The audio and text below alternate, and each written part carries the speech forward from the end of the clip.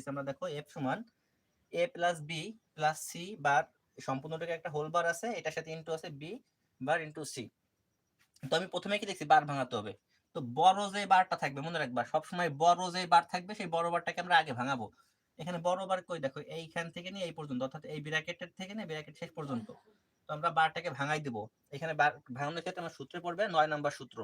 9 number সূত্র দেখো, এ plus B ছিল, এখানে আমরা বারটাকে ভাঙাই দিলে এর মাথায় বার আসছিল, প্লাসের কারণে এখানে ইনটু আসছিল, আর এখানে আমি সূত্রটাকে এখানে লিখি, দেখো এই যে এ প্লাস এই যে বি, এই সম্পূর্ণটাকে মাথায় বার ছিল, এই বার এই ভাঙাই দেওয়ার জন্য এর মাথায় একটা বার গেছে, বির মাথায় একটা বার গেছে, প্লাসের মাথায় বার দেওয়ার জন্য ইনটু হয়ে গেছে।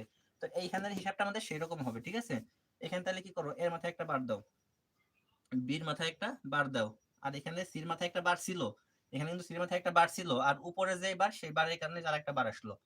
এখন এই প্লাসের জন্য এখানে কি হয়ে গেল, ইনটু হয়ে গেল, এই প্লাসের জন্য এখানে ইনটু হয়ে গেল, ব্র্যাকেট ব্র্যাকেট। আর এখানে তোমার কি আছে, বির মাথায় বার আছে আর এখানে সি